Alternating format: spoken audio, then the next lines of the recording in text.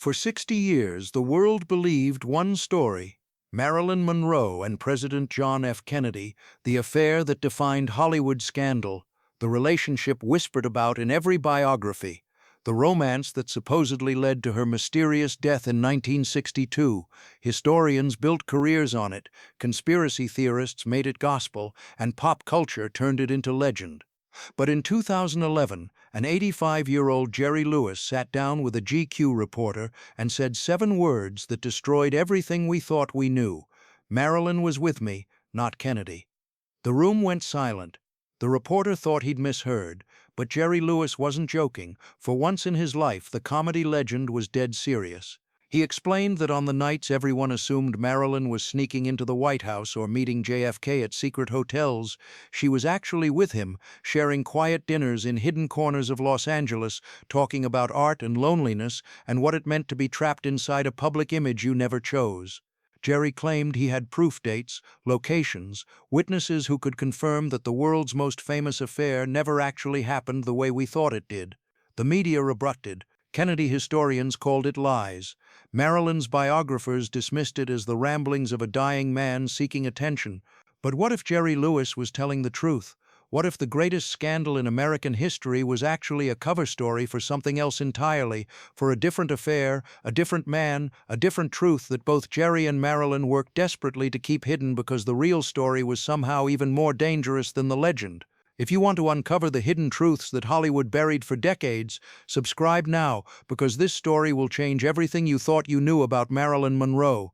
The story of Marilyn Monroe and John F. Kennedy has been told so many times that it's become accepted historical fact.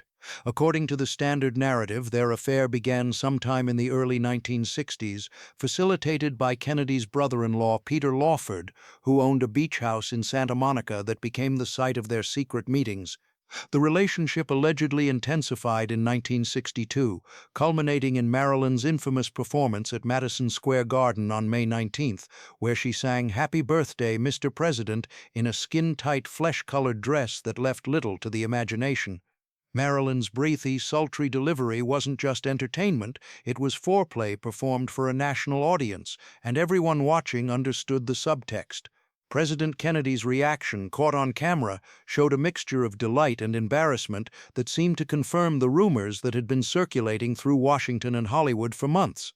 After Marilyn's death on August 4, 1962, the JFK connection became central to every conspiracy theory about her demise. Books claimed she'd been murdered because she knew too much about Kennedy family secrets, that she'd kept a diary documenting her affairs with both JFK and his brother Robert, that the Kennedy administration had ordered her death to prevent her from going public with information that could destroy the presidency. Some claimed Marilyn had been pregnant with Kennedy's child. Others suggested she'd been present at classified government meetings. The most extreme versions portrayed her as a political liability who'd been eliminated with ruthless efficiency. All of these theories shared one fundamental assumption: that Marilyn Monroe and John F. Kennedy had been deeply involved with each other, that their relationship was passionate and reckless, and that it had consequences that reached far beyond two famous people having an affair. The evidence supporting this narrative seemed overwhelming. Multiple witnesses claimed to have seen Marilyn and JFK together at Peter Lawford's house. Phone records allegedly showed numerous calls between Marilyn's home and the White House. Secret Service agents reported suspicious activity suggesting the president was slipping away to meet someone. FBI files, partially declassified decades later, contained references to Marilyn Monroe in the context of Kennedy associations. Photographs existed of them at the same events, analyzed endlessly for signs of intimacy. The Madison Square Garden performance became the smoking gun, replayed in every documentary as definitive proof. But Jerry Lewis, watching this mythology solidify over the decades, knew something that nobody else seemed willing to acknowledge. The affair everyone believed in was primarily a construction, a story that served multiple purposes for multiple people, but had very little connection to Marilyn Monroe's actual life during those years. And Jerry Lewis was at the center of that real story, not as an observer but as a participant, someone who'd spent significant time with Marilyn during the exact period when history claims she was obsessed with the Kennedy brothers. The GQ interview with Jerry Lewis in September 2011 was supposed to be a career retrospective. The journalist had prepared standard questions about the Martin and Lewis partnership, Jerry's solo career, his thoughts on modern comedy. But about 40 minutes into the conversation, something unexpected happened. The journalist asked which Hollywood legends Jerry had most enjoyed working with. Instead of expected answers, Jerry paused, looked out the window of his Las Vegas home, and said something that would generate headlines around the world. "Marilyn. I had an affair with Marilyn Monroe, and while everyone thinks she was running around with Jack Kennedy, she was actually with me." The journalist's first reaction was to assume Jerry was joking, but Jerry's expression didn't change. There was no punchline coming. The reporter, suddenly aware that he might be sitting on one of the biggest celebrity revelations in decades, carefully asked Jerry to elaborate. What followed was a confession that Jerry seemed simultaneously desperate to share and reluctant to fully articulate. He explained that he'd met Marilyn in early 1953 during a radio broadcast, that they'd connected in unexpected ways, and that over the following years they'd maintained a relationship that was sometimes physical, but mostly emotional, a companionship between two people who understood what it meant to be public commodities rather than private individuals. Jerry was adamant about one thing. During 1961 and 1962, when everyone assumed Marilyn was conducting a dangerous affair with the president, she was actually spending much of her private time with Jerry Lewis. The specifics Jerry provided were striking in their mundane detail. He described picking Marilyn up from her Brentwood home late at night, both wearing sunglasses despite the darkness, driving to a diner in Culver City where the night manager knew to seat them in a back booth and ignore their presence. He talked about conversations about acting technique, about Marilyn's frustration with directors who treated her like a prop, about her determination to be taken seriously. Jerry mentioned a weekend in early 1962 when they'd driven to Palm Springs together, staying at a friend's house, spending 2 days talking and watching old movies and pretending they were just regular people rather than icons who belonged to the public. When the journalist pressed Jerry about the Kennedy connection, his response was devastating. "Because I was there. When people think she was with Kennedy, I can tell you where she actually was and who she was actually with. Sometimes it was me. Sometimes it was other people. But it wasn't Jack Kennedy, except for maybe 3 times when they were at the same public events. The affair everyone believes in didn't happen." To understand why Jerry Lewis's confession was so shocking, you have to understand why the Marilyn JFK affair was such a perfect story for so many different parties. For the Kennedy family and their defenders, having the affair be with Marilyn Monroe rather than with other women the president was actually involved with was almost beneficial in retrospect. Marilyn was glamorous, tragic, iconic. If JFK was going to have an affair, having it be with America's blonde goddess was somehow less tawdry than reality. For Marilyn's estate and the biographers who profited from her story, the Kennedy connection elevated her from sex symbol to historical figure. For conspiracy theorists, the affair provided endless material. And for the American public, the story was irresistible. The most powerful man in the world and the most desired woman conducting a forbidden romance that broke every rule. But perfect stories are often constructed stories. Peter Lawford, Kennedy's brother-in-law and Marilyn's friend, was one of the primary sources for claims about their relationship, but Peter had his own motivations for positioning himself as the facilitator of presidential affairs. It made him important, relevant, someone who moved in the highest circles of power and celebrity. Various Kennedy aides who later wrote books included tantalizing hints about the Marilyn situation, but these hints were always vague enough to avoid legal liability while being specific enough to fuel speculation. Marilyn's own associates shared stories about her involvement with Kennedy, but many of these people emerged after her death when she couldn't confirm or deny their accounts. The more you examined the evidence closely, the more it resembled a game of telephone where each retelling added details that the original sources never actually contained. Jerry Lewis's alternative narrative explained puzzling aspects that true believers had always struggled with. If Marilyn and JFK were deeply involved in 1961 and 1962, why were there so few documented instances of them actually being in the same place at the same time? Why did Marilyn's appointment books and calendars not show the kinds of gaps and mysterious appointments you'd expect if she was conducting a secret relationship with the president? Why did people genuinely close to Marilyn during this period, including her psychiatrist Dr. Ralph Greenson, consistently maintain that the Kennedy connection was exaggerated or non-existent? Jerry's explanation was simpler. There wasn't much evidence because there wasn't much of a relationship. The affair existed primarily in gossip and innuendo, and both Marilyn and the Kennedy circle had reasons not to correct the misimpression because it diverted attention from actual relationships and actual problems that were more complicated and less glamorous. According to Jerry, Marilyn had actively encouraged the Kennedy rumors starting in late 1961. She'd drop hints in conversations with people she knew couldn't keep secrets. She'd be deliberately vague when asked about her social life. When photographers caught her at the same event as JFK or Bobby Kennedy, she'd position herself in ways that created suggestive images. This wasn't because she was actually involved with them, it was because being thought to be involved with the Kennedys provided perfect cover for her real relationships, including her situation with Jerry Lewis, a married man whose family-friendly comedy brand would be destroyed if the public knew he was having an affair with Marilyn Monroe. The Kennedy rumors also gave Marilyn power and relevance. If the president wanted her, she must be something more than just a pretty face. So Marilyn let the story grow, and the Kennedys, who had bigger secrets to protect, didn't work too hard to shut it down. It was the perfect arrangement until Marilyn's death turned speculation into historical fact. If Marilyn Monroe wasn't spending her evenings with President Kennedy in 1961 and 1962, where was she? According to Jerry Lewis, she was living a much quieter, lonelier life than the glamorous affair narrative suggests. Jerry described a Marilyn who was increasingly isolated, struggling with insomnia and anxiety, dependent on prescription medications, trapped in a public image that had become a prison. The Marilyn that Jerry knew was someone trying desperately to be taken seriously as an actress, while the industry continued to cast her in roles that required her to be beautiful and not much else. She was dealing with the aftermath of failed marriages to Joe DiMaggio and Arthur Miller. She'd suffered multiple miscarriages and was haunted by the belief that she'd never be able to have the children she desperately wanted. This Marilyn didn't have the energy or inclination for dramatic presidential affairs. She wanted quiet companionship, understanding, someone she could talk to without performing. Jerry claims he provided that companionship intermittently throughout 1961 and more frequently in the first half of 1962.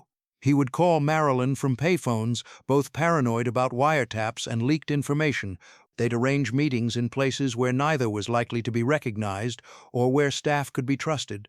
Jerry described a restaurant in the San Fernando Valley where they'd meet for late dinners, sitting in a corner booth while the owner ran interference. He talked about drives along the Pacific Coast Highway at night, both in Jerry's Cadillac with the top down, talking about everything and nothing. These weren't grand romantic gestures, they were stolen moments of normalcy for two people who rarely experienced anything resembling normal life. The physical aspect of their relationship, according to Jerry's carefully worded confession, was present but not primary. Jerry was married with children, and despite his reputation for extramarital relationships, he struggled with guilt. Marilyn, meanwhile, was dealing with complicated feelings about intimacy, shaped by years of being reduced to her sexuality, by relationships with men who wanted the image rather than the person. What they offered each other was less about passion and more about understanding. Jerry described one night in March 1962 when they'd met at a house in Laurel Canyon. They'd spent hours talking about their childhoods, about Jerry's struggles growing up poor in Newark, and Marilyn's nightmarish experiences in foster care. By dawn, they'd shared secrets neither had told anyone else, creating a bond that Jerry claims sustained him through decades of silence. But there were also darker moments. Jerry mentioned nights when Marilyn would call him incoherent, obviously heavily medicated, saying things that frightened him. He described her paranoia, her belief that her phone was tapped and her house was being watched, fears that Jerry initially dismissed but later wondered about. He talked about her desperation to prove herself as a serious actress, her frustration with the studio system, her growing awareness that she was approaching 40 in an industry that discarded women once they lost their youth. Jerry painted a picture of someone falling apart gradually, trying to hold herself together through force of will and prescription drugs, who knew things were spiraling but couldn't figure out how to stop it. And through it all, while the world believed Marilyn was conducting a dangerous liaison with the most powerful man on earth, she was calling Jerry Lewis from payphones at 2 a.m., asking if he could meet her somewhere because she couldn't stand being alone with her thoughts. The moment that supposedly proved the Kennedy affair was Marilyn's performance at President Kennedy's birthday celebration on May 19, 1962, at Madison Square Garden. She arrived late, building anticipation. When she finally walked on stage, she was sewn into a dress so tight and sheer that it looked like she was wearing nothing but strategically placed rhinestones. Her performance of Happy Birthday, Mr. President was delivered in that breathy, seductive voice, and the way she sang it, lingering on certain words, looking directly at Kennedy, left no doubt about the subtext. The audience erupted. Kennedy blushed and laughed. Afterward, commentator Adlai Stevenson joked that Marilyn had made love to the president in front of 40 million Americans. It seemed like definitive proof, but according to Jerry Lewis, that performance was exactly what it looked like, a performance. Marilyn was playing a role, delivering what the audience expected, creating a moment of theater that served everyone's interests. The Kennedy campaign got glamour and sex appeal. Marilyn got publicity at a time when her film career was stalling. Everyone won, and the fact that it wasn't based on genuine intimate relationship was irrelevant. The performance did what it was designed to do. It created an image that people believed, and belief was more powerful than truth. Jerry claimed that Marilyn had called him 3 hours before that performance, anxious about having to deliver it, worried that it would cement a reputation she'd been trying to escape, but ultimately accepting that she had no choice. What the cameras didn't show was what happened after Marilyn left the stage. Jerry wasn't at the event, he was in Los Angeles watching on television, but according to people at the after-party, Marilyn's mood crashed almost immediately. She'd delivered what everyone wanted, and now she felt empty and used. She reportedly drank heavily, becoming increasingly unstable before leaving early. There was no romantic rendezvous with Kennedy after the performance. Kennedy had his own obligations. The performance was the relationship, public theater that everyone could interpret however they wanted. Jerry's account included a detail that gave it credibility. Marilyn called him late that night from her New York hotel room, sounding drunk and defeated. She told Jerry that she'd done what they'd wanted, played the role of presidential mistress for the cameras, and felt disgusting about it. According to Jerry, she said, "They think they know who I am now, but you know the truth, Jerry. You know I'm not who they think I am." It was the last extended conversation they'd have. Within 3 months, Marilyn Monroe would be dead. The period between May and August 1962 has been extensively documented, each biographer offering their interpretation. The standard narrative focuses on Marilyn's deteriorating mental state, her problems on the set of Something's Got to Give, her increasing dependence on medications, and her supposed entanglement with the Kennedy brothers. But Jerry Lewis's version paints a different picture, one focused less on political intrigue and more on personal collapse. According to Jerry, he saw Marilyn several times during June and July, and each time she seemed more fragile, more disconnected, more convinced that forces were conspiring against her. Jerry described a meeting in late June where Marilyn arrived 2 hours late, obviously medicated, struggling to maintain coherent conversation. She'd been fired from her film, and the termination had devastated her. She kept returning to the same theme, that she'd played roles her entire life, that she'd been Marilyn Monroe so long she'd forgotten how to be Norma Jean, that she didn't know who she actually was underneath all the performance. The last time Jerry Lewis saw Marilyn alive was in late July, less than 2 weeks before her death. They'd met at the Culver City diner, sitting in their usual booth. Jerry recalled that Marilyn had seemed calmer that night, more lucid, but there was a resignation that frightened him more than her previous anxiety. She talked about feeling tired, about wanting to rest, about considering leaving Hollywood entirely.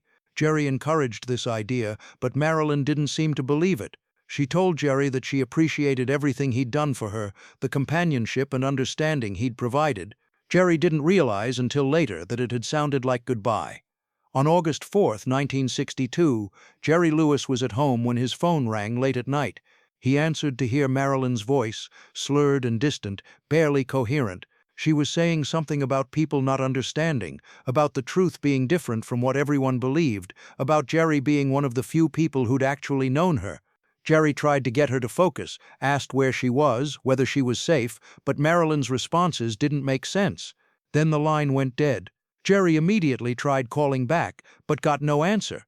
He considered driving to her Brentwood house, but hesitated, worried about his wife's questions, worried about photographers, worried about causing a scene. He convinced himself that Marilyn had just passed out, that she'd be fine, that he'd check on her in the morning. But morning brought the news that Marilyn Monroe had been found dead in her bedroom, an empty bottle of Nembutal beside her hand still holding the phone. Jerry Lewis would spend the rest of his life wondering whether that final call had been a cry for help he'd failed to answer, whether driving to Brentwood that night might have changed history. For 49 years after Marilyn's death, Jerry Lewis kept their relationship secret. The reasons were complex. Most obviously, Jerry was protecting his marriage and his career. Admitting to an affair with Marilyn Monroe would have destroyed his family man image, but Jerry's silence went deeper than self-preservation. He claimed he was also protecting Marilyn's memory, honoring what he believed she would have wanted. Marilyn had been intensely private about her real life, and Jerry felt that exposing their relationship after her death would be another violation. There was also the practical reality that nobody would have believed him. The Kennedy narrative was already solidifying, and challenging it would have seemed like attention-seeking from a comedian trying to insert himself into tragic history. Without proof, any claims would be dismissed as lies or fantasies, so he stayed quiet, watching book after book get published, watching documentary after documentary perpetuate the myth, and saying nothing. But as Jerry aged and his own death approached, his calculations changed. The people who might have been hurt were mostly gone. Jerry was increasingly sick, his time clearly limited. And perhaps most importantly, Jerry was watching Marilyn's reputation being shaped by people who'd never known her, who reduced her to either victimized sex symbol or calculating seductress. In 2011, when that GQ reporter asked about Hollywood legends, something in Jerry broke, and he decided that the truth deserved to be spoken at least once before he died. The confession accomplished less than Jerry might have hoped. Some media outlets covered it as legitimate news, but many treated it as unreliable reminiscences of an elderly man. Kennedy historians largely ignored Jerry's claims. The dominant narrative remained intact. But Jerry had done what he'd set out to do. He'd told his truth, honored what he believed was the real Marilyn, and cleared his conscience. When Jerry Lewis died in 2017, his obituaries mentioned the Marilyn revelation briefly, usually in skeptical tones, treating it as curious footnote rather than serious historical correction. In the end, the question of whether Jerry Lewis or the historians are right about Marilyn and JFK may be unanswerable. Marilyn is dead and cannot speak for herself. Kennedy is dead and left no confession. Jerry Lewis is dead, having made his claim but provided no proof. The witnesses who might have settled the matter have taken their knowledge to graves. We're left with stories, the story everyone believes about presidential affair and conspiracy, and the story Jerry Lewis told about quiet companionship and manufactured scandal. Both stories could contain elements of truth. Neither can be definitively proven. And perhaps that's appropriate for Marilyn Monroe, whose entire life was about the gap between image and reality, between who people believed she was and who she actually might have been. What we can say with certainty is that Marilyn Monroe's real life was more complicated than the myths we've built around her. She was neither the victimized innocent nor the calculating seductress that competing narratives portray. She was a human being struggling with trauma, addiction, loneliness, and the unique pressures of being public property. Whether she had an affair with President Kennedy or with Jerry Lewis, or with both or with neither, the more important truth is that she deserved to be seen as a complete person rather than as a symbol or scandal. Jerry Lewis's confession, whatever its factual accuracy, at least attempted to present Marilyn as someone real, someone who ate at diners and talked about art and struggled with identity and needed companionship that wasn't about power or image. The recording of history will likely continue to favor the Kennedy narrative because it's better story, because it fits our desire for drama and consequence. Jerry Lewis's alternative version will remain footnote, interesting but unproven. But for those willing to question what everyone knows to be true, Jerry's confession opens possibility, not certainty, but possibility, that one of history's most famous affairs might be one of history's most successful illusions. And in that possibility lies a reminder that what we believe about the past is often shaped less by evidence than by which stories serve which purposes, which narratives we find satisfying, and which truths we're willing to accept even when they contradict the legends we've built. Marilyn Monroe was many things to many people. Perhaps the greatest tragedy of her life is that almost nobody, then or now, has been satisfied with letting her be simply herself, whoever that actually was.